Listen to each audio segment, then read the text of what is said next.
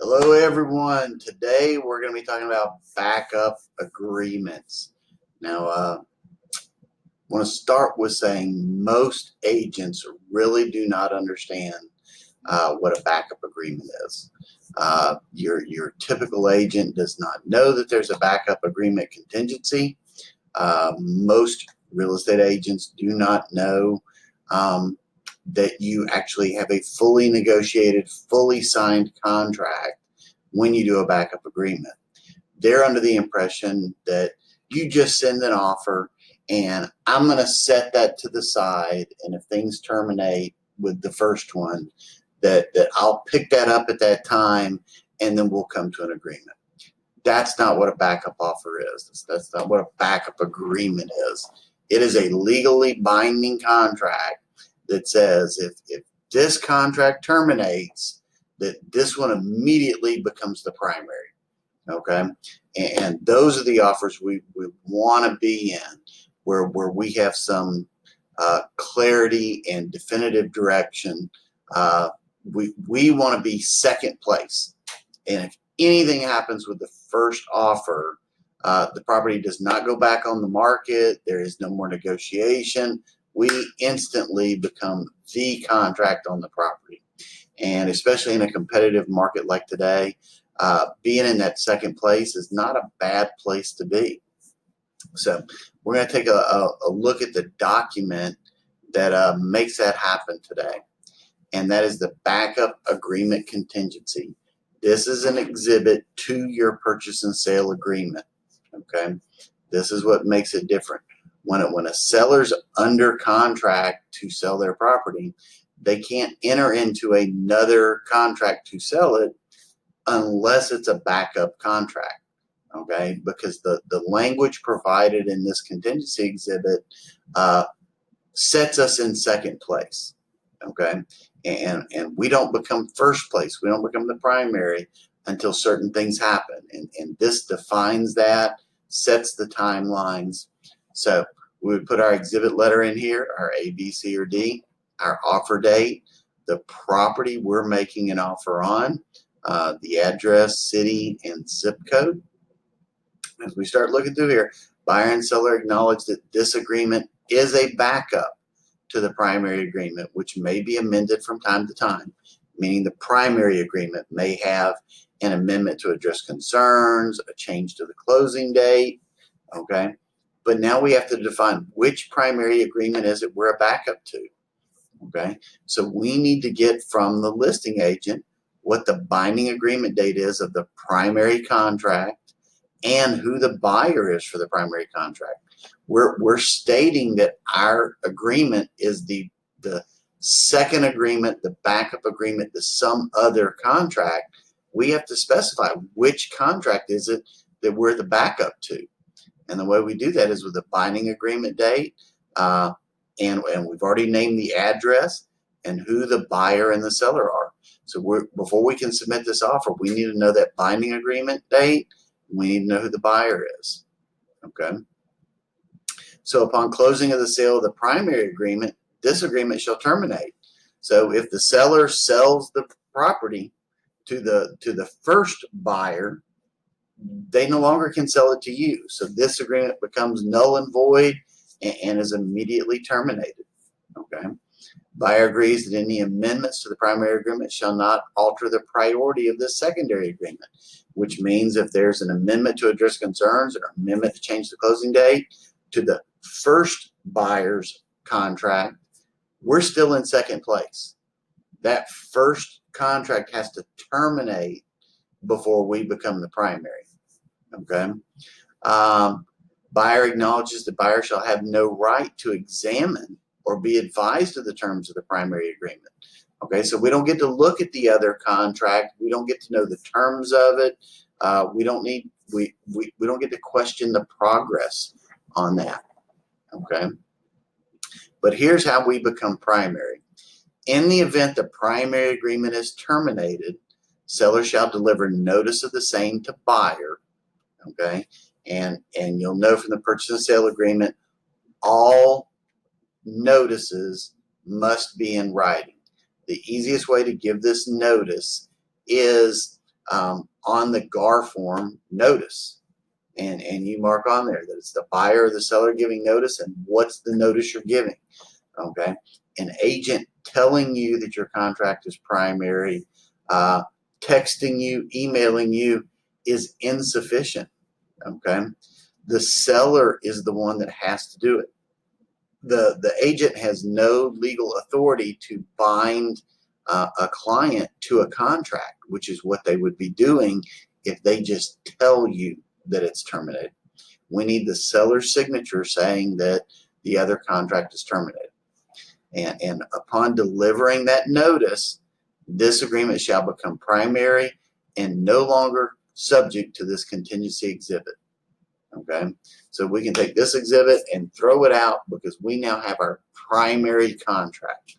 Okay, and buyer and seller shall close on this agreement in accordance with its terms and conditions, provided that, however, notwithstanding anything to the contrary, all parties agree that the time limits, except the delivery and deposit of earnest money, shall commence on the date that the notice of termination of the primary agreement is provided. That is a bunch of legalese in there. So let me break that down for you. What that means is we have submitted our backup agreement. Okay, the buyer and the seller have both signed it. Okay, and if we're representing the buyer, we're sitting there waiting. Okay, to find out, are we going to become primary or not? The first contract terminates. The seller or the seller's agent sends us written notice that we are now primary. Right then, we become the primary agreement. And our due diligence starts that day. Our financing contingency starts that day. Our appraisal contingency starts that day. All the terms of the contract that are related to the binding agreement date, those start on the day we receive notice, with one exception, and that is the delivery and the deposit of earnest money. If on our purchase and sale agreement we said that we're turning in the earnest money 3 days from our binding agreement date, okay, well, we essentially have two binding agreement dates. We have the binding agreement date when we signed the backup offer, okay, and that's the one that the earnest money is referring to. So once they sign that backup agreement, whenever we said the earnest money is due, it's in relationship to that date, unless we put language in the contract that says something to the contrary.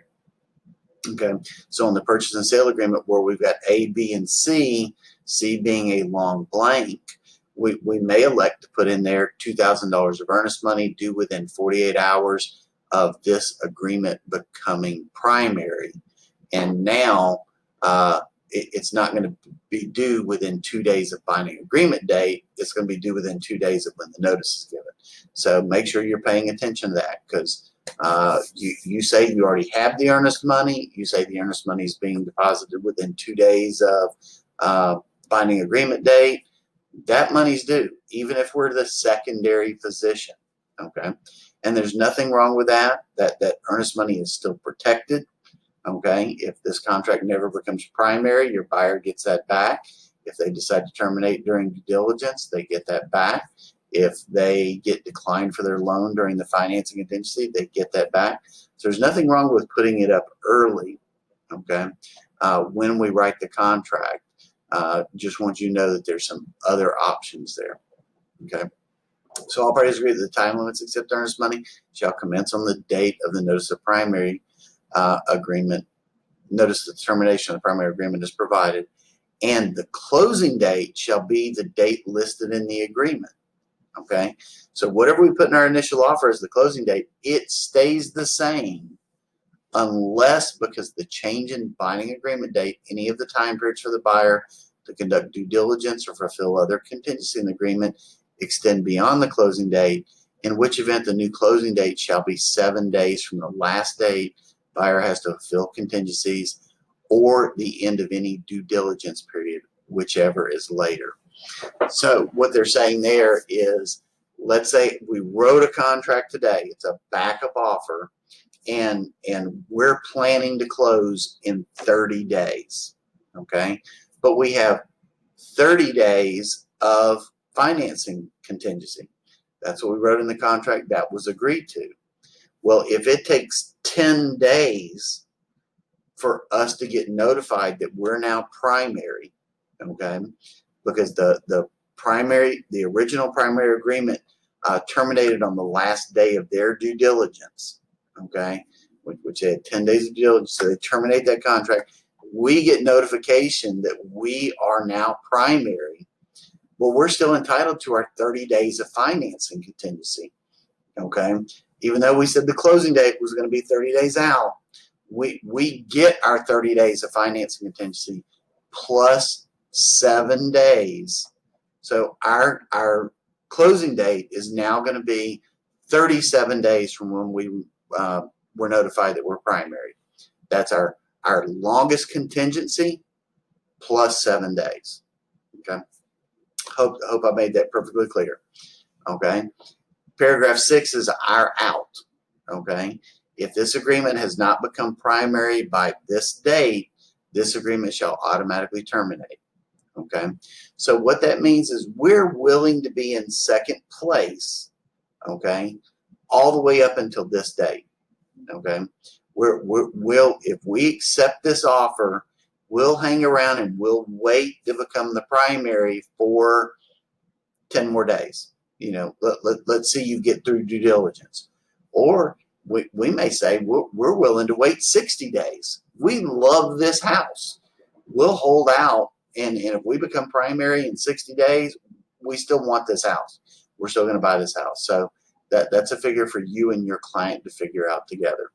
Okay, but during that 30 days, 10 days, however long that we're sitting in the secondary position, can the buyer continue to put in other offers on properties? Can they change their mind and decide? Absolutely they can. And that's what this second sentence is. Moreover, buyer can terminate this agreement at any time prior to receiving notice from the seller that the agreement has become primary, and by giving the notice of the same and paying the seller a termination fee of $10. Okay? Which, the funny thing is, most of the time when you see a fee of $10 for in consideration of a sum of $10, you'll see that happen in our contracts. That is normally $10 that never changes hands. Okay, that's not the case with this. This is really a $10 fee that you would pay the seller. So you're going to write a check for $10 to give to the seller to terminate the contract prior to it becoming primary. Okay, and what if you become primary and you no longer want the property? Well, hopefully you put a due diligence period in your contract, so you get notified you're primary. You don't want to buy the property. You're in your due diligence period. You can terminate for any reason, do a unilateral termination, and you're now out of the contract. Okay. And guys, that is it. Buyer and seller initials at the bottom, and you have a backup agreement. So if you got any questions about this document or any others, give me a call, text me, email me. I'm easy to find. Good luck out there, guys.